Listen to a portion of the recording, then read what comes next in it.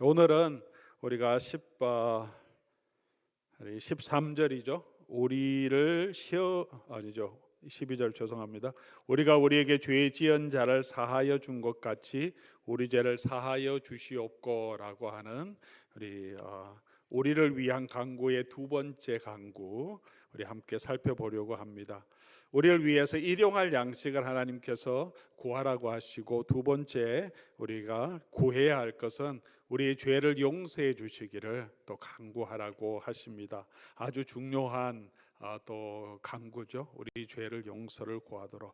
그러나 이 두 번째 우리를 위한 간구를 생각해 보면 몇 가지, 특별히 두 가지의 의문점이 우리가 생깁니다. 우리가 이것을 어떤 간구인지 이해할 때 첫 번째로 우리가 생각할 수 있는 것은, 이미 우리가 죄를 회개하고 죄 용서함을 다 받았지 않습니까? 우리가 그것을 믿는데 계속해서 우리 죄 용서함을 간구해야 하는가 하는 것입니다. 믿음으로 온전하게 죄 용서함을 받았는데 계속해서 죄 용서함을 구하라고 하시니까, 그러면 구하지 않으면 우리는 그러면 그 죄에 대해서 사함을 얻지 못하는가? 만약에 이미 죄 용서함을 다 받았다면 그러면 다시 죄 용서함을 구하라고 예수님께서 말씀하셨는데, 구하지 못하더라도 이미 예수를 믿을 때 우리의 모든 죄가 다 용서함을 받았으면 하나님 나라 가는 거잖아요. 의로움을 얻었으면.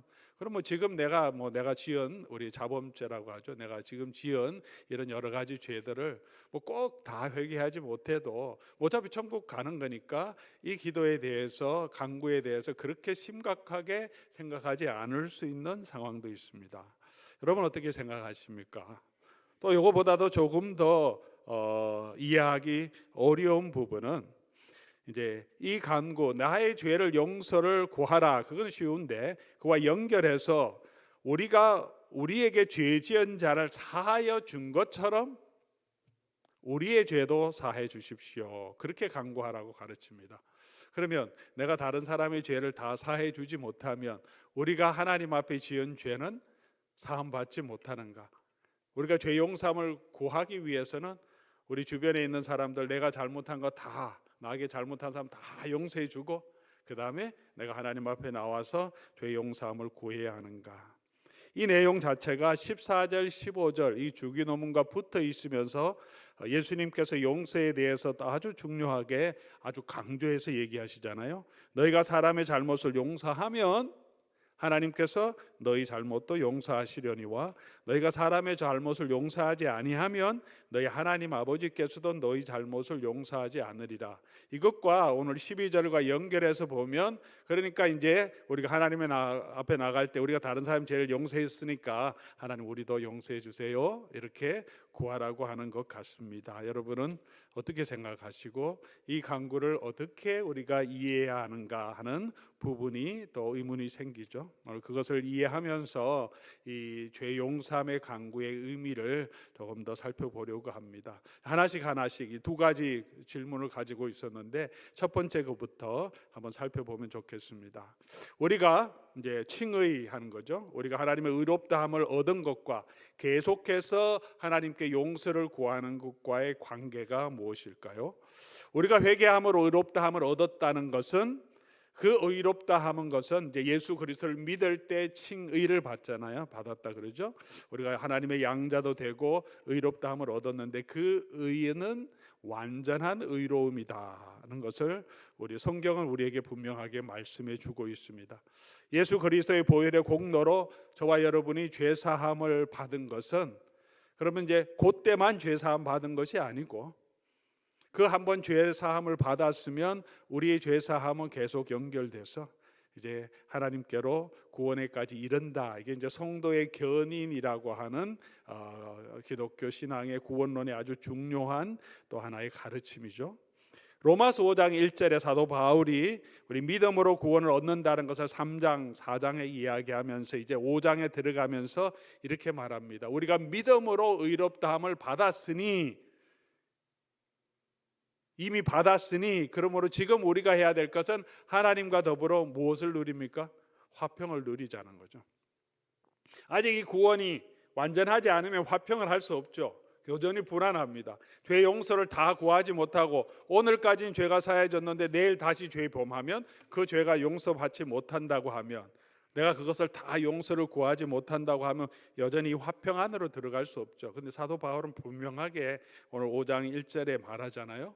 우리가 예수 그리스도를 믿음으로 의롭다함을 얻었으면 이제는 이미 화평으로 들어갔다, 그렇게 얘기하고 2절에 가서도 보면 또한 그로 말미암아 우리가 믿음으로 서 있는 이 은혜에 들어감을 얻었으니 하나님의 영광을 바라고 즐거워하자. 하나님의 영광은 우리 예수 그리스도를 믿고 죽은 다음에 천국 들어갔을 때 우리가 누리는 하나님의 영광이죠. 그래서 지금 이미 믿음 안에 서 있고 은혜 안에 서 있기 때문에 하나님의 영광을 지금 바라보고 지금 우리가 즐거워할 수 있다는, 화평하고 하나님과 이미 화평하게 되었고 하나님의 즐거움을 지금 바라보고 하나님의 영광을 바라보고 즐거워할 수 있다는 거죠. 사도 바울은 이 이야기를 계속하면서 로마서 8장 1절에 가서 이렇게 얘기합니다. 로마서 8장 1절 우리 같이 한번 읽어봅시다. 그러므로 이제 그리스도 예수 안에 있는 자에게는 결코 정죄함이 없나니, 동이 서에서 먼 것처럼 그렇게 예언한 것처럼 우리는 이제 결코 정죄함이 없다. 예수 그리스도를 믿는 그 믿음으로 하나님께 회개하고 예수 그리스도 영접하면 예수 그리스도의 은혜로 말미암아 우리의 모든 죄를 다 씻어주셔서 다시 정죄함이 없다. 그리고 2절에 이는 그리스도 예수 안에 있는 생명의 성령의 법이 죄와 사망의 법에서 너를 해방하였음이라, 이렇게 분명하게 말합니다. 누가 누리는 축복입니까? 누가 누리는 축복입니까? 이것은 예수 그리스도 안에 있는 자에게 주시는 거죠. 예수 그리스도 안에 있는 자가 누구입니까? 어떻게 우리가 예수 그리스도 안에 들어가게 됩니까? 예수 그리스도를 믿고 우리 죄를 회개하면, 예수 영접하면, 그렇게도 표현하죠. 그러면 그들이 누리는 축복은 결코 정죄함이 없다, 그렇게 말씀하시죠. 이제 이 8장 맨 마지막으로 가서 사도 바울은 이 내용을 더 강조하죠. 30절에 가면 미리 정하신 이를 부르시고 부르신 이를 의롭다 하시고 의롭다 하신 사람 하나님은 영화롭게 하실 것이다. 하나님께서 모든 것을 합력하여 일을 이루실 것이다 말합니다. 34절에 가서도 누가 정죄하리요? 죽으실 뿐 아니라 다시 살아나신 이는 그리스도 예수시니 그는 하나님 우편에 계신 자요 우리를 위하여 간구하시는 자라. 지금 이제 예수님 안에 있는 우리는 정죄할 사람이 없다는 거죠. 우리가 의로워서가 아니라 우리 옆에 예수님이 하나님 보좌 우편에서 우리를 위해서 대신 중보해 주시기 때문에, 누가 우리를 정죄할 때 예수님이 나서서 내가 이 사람의 죄를 위해서 내가 나의 생명을 내어놓았다, 내가 그 벌을 받았다 해서 그 사람들을 다 침묵시킨다, 그런 의미죠. 그리고 39절 맨 마지막에 예수 그리스도의 안에 있는 하나님의 사랑에서 끊을 수 없느니라. 여러분 믿으십니까? 우리가 그런 구원의 은혜를 이미 확실히 받았습니다. 우리가 예수 그리스도 안에 있으면, 여러분이 예수 그리스도 안에 있으면 우리는 이미 우리가 얻은 이 구원은 확실한 구원이라고 사도 바울은 강조해서 이야기합니다. 그리스도 안에 있는 것이 유일한 조건이죠. 믿음은 우리를 이 그리스도 안에 들어가게 하는 유일한 수단입니다.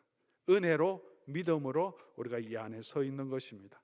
자, 그럼 이게 우리가 얻은 구원이 확실하다면, 그러면 죄의 용서함을, 계속해서 죄의 용서함을 구하라고 하는 그 죄는 우리가 어떤 죄를 계속해서 회개해야 합니까? 오늘 본문에 우리말에는 우리의 죄 지은 자를 사하여 준 것 같이 우리 죄를 이렇게 기록했지만, 영어로 보면 또 이제 헬라 원어로 보면 죄들을 이렇게 우리의 sins를 복수로 기록합니다. 죄들을 사하여 주시고, 우리의 모든 죄를 묶어서 전체 토론한 것보다 그냥 계속해서 우리가 짓는 구체적인 죄의 행위를 하나님께 용서를 구하라, 그런 의미죠. 그럼 계속해서 구원을 이미 얻었는데 계속해서 우리가 짓는, 실수할 수 있는, 범죄할 수 있는 죄를 고해야 하는 이유는 무엇입니까? 먼저 요한 1서 1장 8절 9절 죄 용서함에 대한 아주 중요한 구절인데, 이것을 보면서 몇 가지를 조금 설명드리겠습니다. 우리 요한 1서 1장 8절 9절 또 같이 한번 읽어봅시다. 만일 우리가 죄가 없다고 말하면 스스로 속이고 또 진리가 우리 속에 있지 아니할 것이요 만약 우리가 우리 죄를 자백하면 그는 미쁘시고 의로우사 우리 죄를 사하시며 우리를 모든 불의에서 깨끗하게 하실 것이요. 우리가 죄 없다고 하면 거짓말하는 사람이고, 그러므로 우리가 계속 죄를 짓고 있으니까 아마 여기 죄를 안 짓는 분은 아무도 안 계실 겁니다. 그러면 어떻게 하라 그러냐면 그 죄를 자백하라고 말씀하시죠. 자백하라고. 왜 자백해야 하냐 하면 이미 구원을 얻었지만 우리가 그것과 상관없이 계속 죄를 자백해야 하는 이유는 예수님 하나님께서 우리에게 죄의 용서함을 주시기 때문에 그 죄 용서의 기쁨을 우리가 다시 맛볼 수 있습니다. 우리 하나님 앞에 나아가서 죄 용서함을 받는 것은 예수를 믿을 때 큰 은혜와 감격이 있죠. 그러나 우리가 계속해서 죄 용서함을 구함으로 하나님께서는 우리의 죄를 사해 주시고 용서해 주셨다는 확신과 기쁨을 누릴 수 있기 때문입니다. 자백하지 아니하면 우리가 하나님과의 관계가 소원해집니다. 우리가 하나님 앞에 우리가 회개하지 않는 죄를 품고 있으면 우리 하나님 앞에 나아갈 수가 없습니다. 영적인 존재이기 때문에 우리 예배도 형식적이 될 수밖에 없고요. 깊이 있는 기도를 할 수 없습니다. 정말 깊이 있게 기도하려고 하면 먼저 우리가 정말 하나님 앞에 우리의 모든 죄를 하나님 앞에 회개하는 마음으로 나아갈 때 우리의 마음을 정결케 하시고 우리가 하나님의 큰 은혜의 자리로 들어갈 수 있습니다. 그냥 우리가 하나님 앞에 나와서 막 울부짖으며 간구하더라도 하나님의 은혜를 많이 누리지 못하는 것은 우리가 깊은 회개로 정말 우리의 모든 잘못을 하나님 앞에 내어놓고 회개하는 회개가 없기 때문일 수도 있습니다. 죄는 그렇습니다. 우리가 사람과의 관계에 있어도 뭔가 서로가 누구에게 잘못한 것이 있으면 관계가 소원해집니다. 아무 말하지 않더라도 부부관계도 그렇죠. 남편이 뭘 잘못하고 밖에서 뭘 잘못하고 들어오면 벌써 표정부터 다르고 아내를 대하는 자세가 쭈삣쭈삣하고 말도 잘 못하고 자꾸 눈빛을 피하죠. 아이들도 마찬가지고 우리 사람끼리도 마찬가지로 내가 누구에게 뭔가 잘못했으면 그 사람 만나는 것이 거북해집니다. 우리가 하나님 앞에 뭔가 잘못하는데 회개하지 아니하면 하나님의 관계의 깊이 느낄 수가 없는 거죠. 그러므로 우리가 하나님 앞에 나아가서 우리 죄를 자복해야 합니다. 오늘 본문 말씀에도 그렇게 하면 저는 미쁘시고 의로우사 우리의 죄를 사하시며 우리를 모든 불의에서 깨끗하게 하시는 것처럼 계속해서 우리가 하나님 앞에 우리의 죄의 문제를 가지고 회개하고 실험하고 그렇게 나가면 하나님과 가까워질 뿐 아니라 저와 여러분이 우리가 모든 불의에서 하나님께서 우리를 깨끗하게 해주셔서 점점 더 경건함에 이르도록 우리가 성결하게 하도록 예수 그리스도의 성품을 더 닮아가도록 의의 열매가 풍성하도록 성령께서 우리를 만들어 가십니다. 그러므로 우리가 언제든지 하나님 앞에 설 때는 우리 자신을 점검하고 우리가 하나님 앞에 회개하지 못한 죄, 하나님이 하라고 하시는 걸 다 하지 못한 죄, 믿음으로 하지 않는 모든 것들에 대해서 먼저 하나님 앞에 정말 겸허하게 자복하는 것. 하나님은 너무 기뻐하시죠. 하나님이 기뻐하시는 것은 우리의 제사, 제물이 아니고 우리의 상한 심령으로 정말 하나님 앞에 나오고 하나님의 은혜를 구하는 것을 기뻐한다고 하셨습니다. 그러므로 우리가 이미 구원을 얻었지만 계속해서 우리 하나님 앞에 나아가서 우리의 죄를 자복하고 회개함으로 더 깊은 은혜의 자리로 나아갈 수 있기를 바랍니다. 자, 여기까지는 우리가 충분히 잘 이해하는 부분인데 그 다음에 이제 두 번째 주제죠. 그러면 예수님은 분명하게 너희가 용서하지 않으면 하나님도 용서하지 않는다고 말씀하시고 12절에도 우리가 우리 죄를 다른 사람의 죄를 사하여 준 것처럼 하나님 우리의 죄를 사해 주십시오 한 이 간구의 뜻이 무엇인가 하는 거죠. 우리가 우리 죄 지은 자를 사하여 주지 않으면 하나님 우리의 죄를 용서하지 않는가? 좀 쉽지 않죠, 이해하기가. 여기서 우리가 성경 그대로 우리가 번역한 대로 보면 그런 의미가 훨씬 많습니다. 우리가 우리에게 죄 지은 자를 사하여 준 것 같이 완료형을 쓰고 우리에게 사하여 주시옵소서 하나님께 간구하기 때문에 그렇습니다. 그런데 우리 헬라 문법적으로 우리 살펴보면 여기서 쓰는 완료형의 의미는 이미 된 일, 이걸 하고 난 다음에 그 다음에 이걸 해 주십시오 하는 그런 의미도 있지만 또 이 완료형을 쓸 때는 문법적으로 동시에 같이 일어나는 사건을 표현할 때도 첫 번째 조건절에 이게 완료형을 쓰고 그 다음에는 현재형으로 쓸 때가 있는 거죠. 근데 이걸 이제 다시 말하면 이 두 가지 사건은 따로따로 일어나고 이것을 먼저 하면, 전제하면 그 다음에 이 일이 이루어진다, 이런 것보다도 우리의 죄를 용서하여 주시옵소서, 동시에 우리도 우리에게 죄 지은 자를 사해 주겠습니다라는 의미가 담겨 있는 거라는 거죠. 하나님 앞에 우리가 죄를 용서를 구할 때, 하나님께 우리가 죄 용서해 주시옵소서 그렇게 할 때, 하나님은 우리가 그 하나님의 용서함을 구함을, 하나님의 죄 용서함을 받는 것뿐만 아니라 우리의 마음의 자세가, 그러므로 우리가 그 용서의 기쁨을 누리고 다른 사람도 용서해 주기를 바라는 마음으로 하나님 앞에 나와서 하나님 지금 기도하라는 거죠. 예수님은 그것을 가르치는 거죠.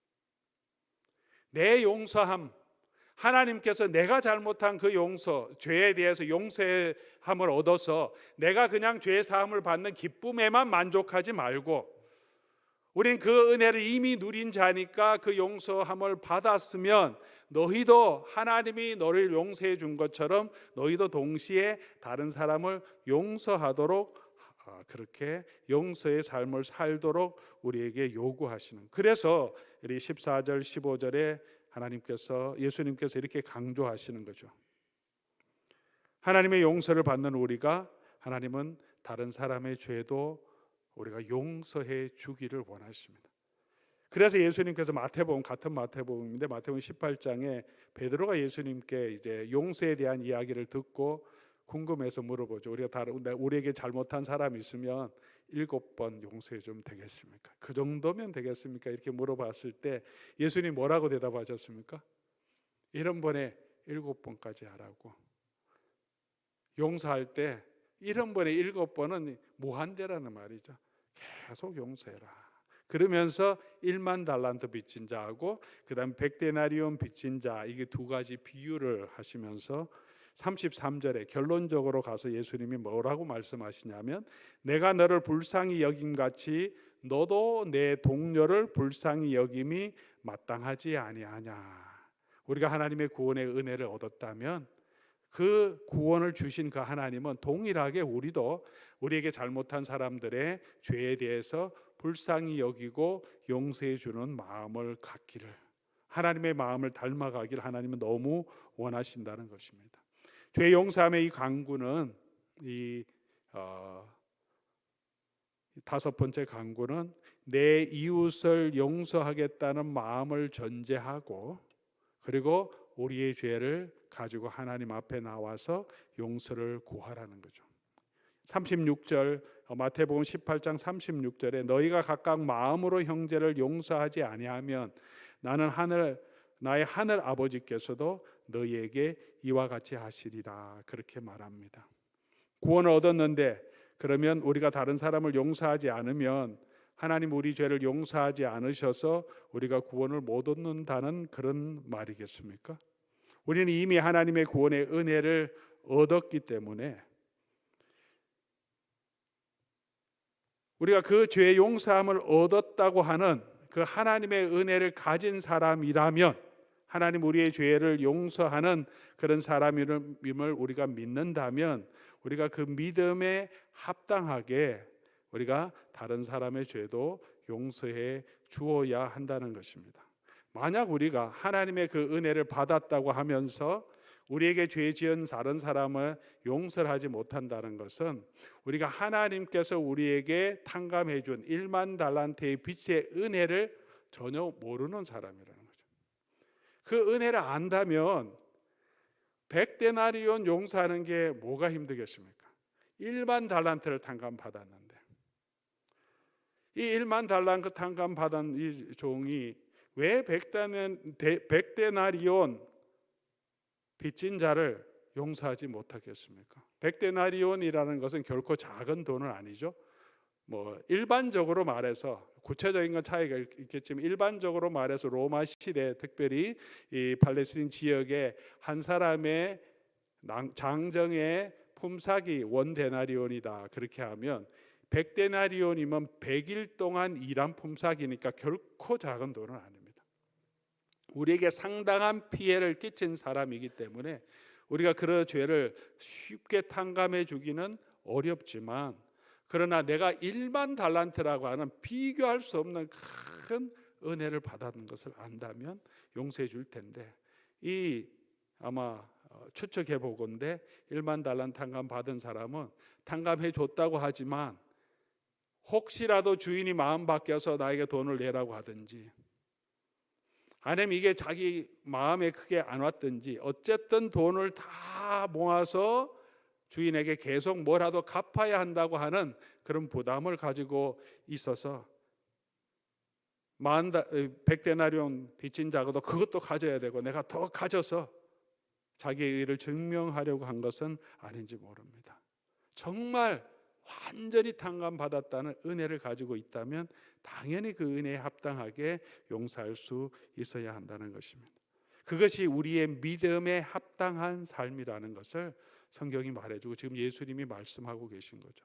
정말 우리가 예수님께서 우리의 모든 죄를 사해 주시고 하나님과 화평케 하시고 하나님의 영광에 들어가게 해주셨다는 걸 믿는다면, 우리가 죄인임에도 불구하고 십자가에 하나님의 아들을 보내주신 것을 믿는다면, 우리에게 조금 잘못한 말을 좀 심하게 하고 또 돈을 안 갚고 뭐 조금 거친 말을 하고 또 행동이 내 눈에 안 맞는 그런 사람들을 우리가 용서하지 못한다는 것은 말이 되지 않는다. 그러므로 그것은 믿음에 합당한 삶이 아니기 때문에 결코 우리가 다 용서하는 것이 쉽지는 않지만, 그래도 용서할 마음이 아예 갖지 않는 것은 사실 믿음이 없는 것이라는 거죠.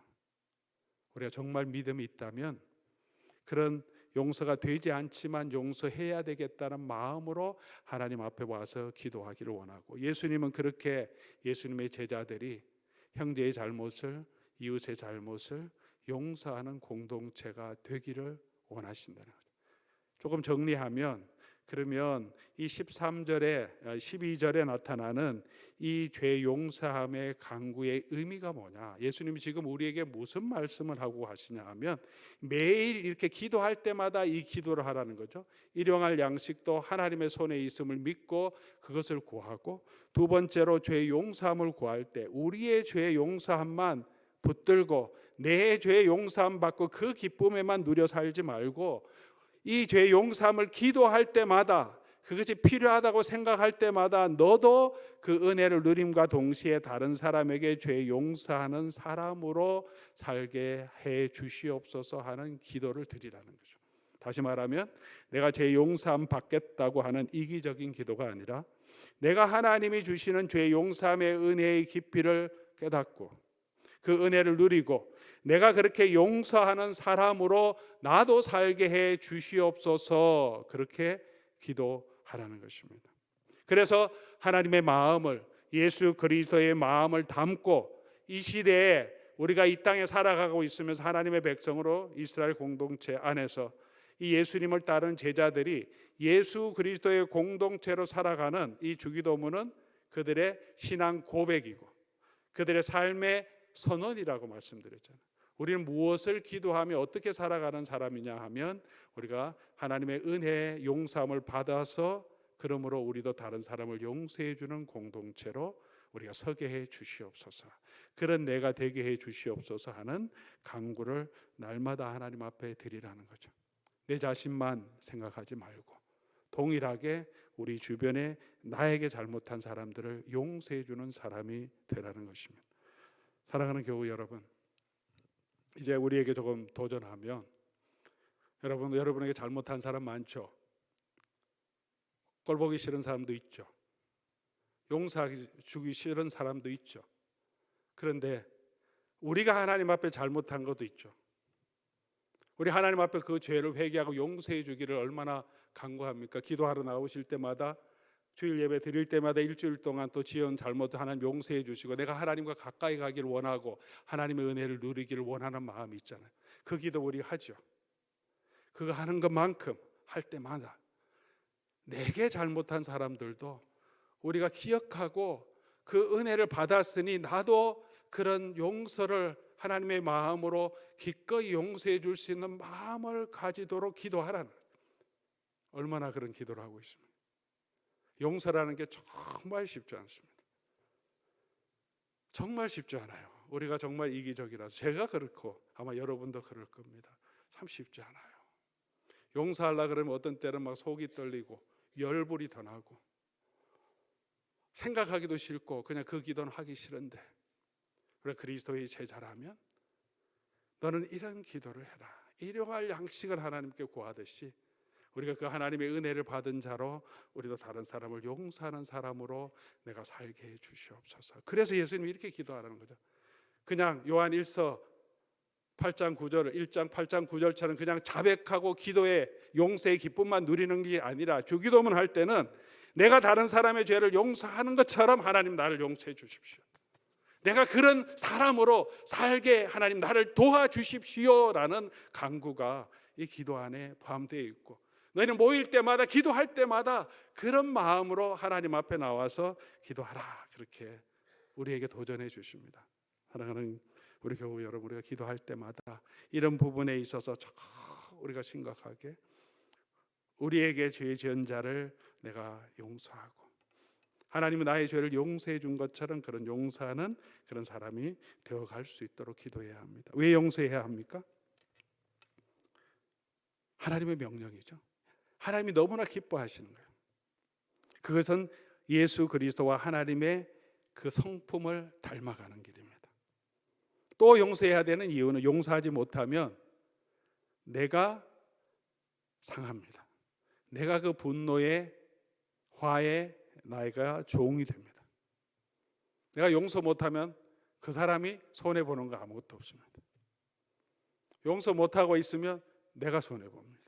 내가 속이 상하고 내가 하나님의 관계가 열리지 않고 내가 계속 힘들어요. 자유함을 누리지 못합니다. 용서하게 되면 우리 마음속에 하나님이 주신 자유와 기쁨을 누릴 수 있습니다. 이 짐을, 마음속에 있던 이 짐을 내려놓고 평안함을 누릴 수 있습니다. 다른 사람을 위해서가 아니라 우리를 위해서, 내 자신을 위해서 우리는 용서해야 합니다.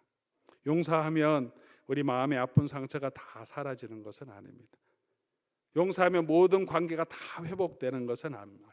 아무 일도 없었던 것처럼 그렇게 한꺼번에 제가 용서합니다 한번 하면 그렇게 되는 것이 아니죠. 우리 관계도 그렇게 회복되지 않고 내 마음도 그렇게 정리되지는 않습니다. 그러나 그럼에도 불구하고 계속해서 용서하기를 위해서 노력하면, 용서해 가면 조금씩 내가 이 분노의 종이 아니라 거기에서 벗어나서 하나님께서 주시는 자유로, 평안으로 우리를 하나님께서 이끌어 주십니다.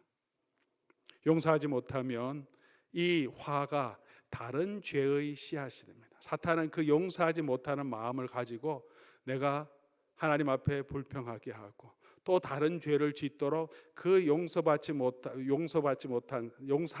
그 상처를 계속 자극하면서 다른 죄에 빠지게 합니다. 그러므로 우리가 용서하지 못하는 마음을 빨리 내려놓아야 합니다. 어떻게 용서할 수 있습니까? 용서하는 방법은 어떻습니까? 첫 번째로 용서할 수 있는 첫 번째 단계는 똑같이 갚아주겠다는 마음을 내려놓는 게 중요합니다. 용서하지 못하면 나도 똑같이 해줘야 되겠다, 그런 마음이 생기죠. 복수하고 싶은 마음이 생기죠. 그 마음을 내려놓아야 됩니다. 악으로 악을 갚지 말라고 하셨잖아요. 원수 갚는 것은 하나님께 있으니 하나님께 맡기라고 하셨습니다. 똑같이 갚아주겠다 그렇게 하지 말고, 내가 너무 속상한 것이 있으면 내가 갚아주는 것이 아니라 하나님께 맡기라고 하시면 하나님께서 이 사람 정말 공의로 심판해 주시도록. 사실 그게 더 무섭죠. 내가 뭐 갚은다고 얼마나 갚겠습니까만 하나님께서 정말 공의로 심판하신다면 하나님이 더 정확하게 바르게 갚아주실 거기 때문에 하나님께 맡기라. 내가 붙들고 있지 마라. 하나님께 맡겨라. 두 번째, 우리가 또 할 수 있는 것은 용서를 선포해야 합니다. 직접 가서 할 수도 있지만 내 마음속으로 기도하면서 우리가 하나님께 내 죄를 용서해 달라고 기도할 때마다 내가 용서하지 못한 사람이 있으면 그 사람을 용서할 수 있도록 하나님 나를 도와주시고 또 내가 그 사람을 용서합니다라고 선포해야 합니다. 그런 말을 하고 고백함을 통해서 조금씩 우리가 그 분노와 화에 대해서 자유로워지고 그 무게가 조금씩 경감되면서 실제적으로 그 사람 앞에 가서도 용서를 해줄 수 있는 하나님 마음의 준비를 시켜주십니다. 그리고 또 한 가지 또 용서로 갈 수 있는 중요한 단계는 선을 베풀어 주는 거죠. 악을 악으로 갚지 않는 것뿐만이 아니라 선을 베풀어 주라 그러죠. 선으로 악을 이기라 하십니다. 나에게 잘못한 사람은 먼 데서 오면 피해버리고 인사도 받지 않고 눈을 흘긴다든지 또는 말도 퉁명스럽게 더 아프게 해버리는 것이 아니라 선대하라고 말합니다. 하나님께서 원수를 사랑하라고 하셨어요.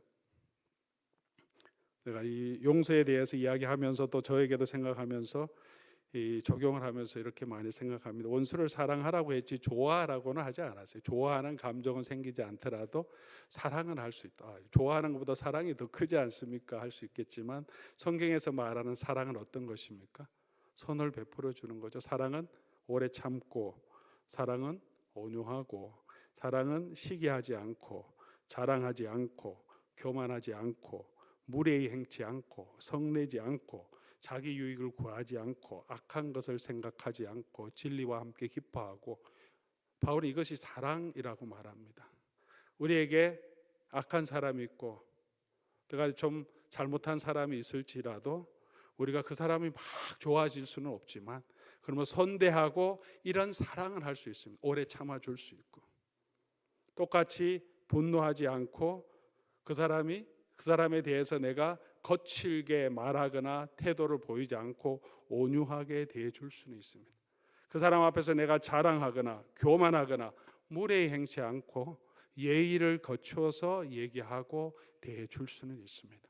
직장 생활이든 가정 생활이든 교회 생활이든 우리가 그렇게 이 사람들을 우리에게 잘못한 사람들을 용서도 선포하면서 계속해서 선대할 수 있습니다. 그렇게 하다 보면 우리 관계가 조금씩 회복되고 내 마음속의 분노도 조금씩 사라지게 되면서 우리가 점점 더 이 분노의 종이 아니라 자유함을 얻게 되는 것입니다. 그리고 용서하기 위해서는 너무나도 중요한 것은 이 하나님께서 나를 용서해 주신 이 구원의 은혜를 체험하는 거죠. 그리고 오늘 이 기도처럼 용서할 수 있도록 우리 하나님께 계속해서 기도하는 것입니다. 그렇게 우리가 하나님의 마음을 담고 우리에게 잘못한 사람들도 하나님의 큰 은혜를 우리가 받았으니까 나 같은 죄인 살리신 오늘 찬양한 것처럼 그 은혜 놀라워서 그 은혜에 합당하게 살아갈 수 있도록 그렇게 갔으면 좋겠습니다.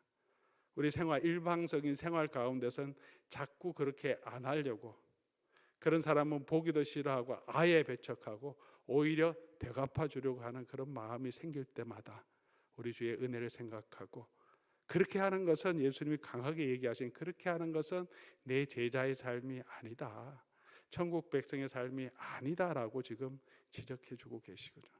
우리 마음을 점검하고 우리 주기도문 기억할 때마다 하나님 내가 용서하는 사람 용서 받은 만큼 다는 아니더라도 그래도 조금이라도 그 예수 그리스도의 마음으로 하나님의 그 용서하심 자비하심으로 나도 다른 사람에게 조금은 더 자비하게 조금 더 넉넉하게 또 그들을 너그럽게 봐주고 또 용서해 줄 수 있도록 선대해 줄 수 있도록 악을 악으로 갚지 않고 선대하고 사랑하러 나아갈 수 있도록 하나님 나를 붙들어 주시옵소서 하는 기도를 드리고 또 그런 삶의 열매가 저와 여러분에게 나타날 수 있기를 주의 이름으로 간절히 소원합니다.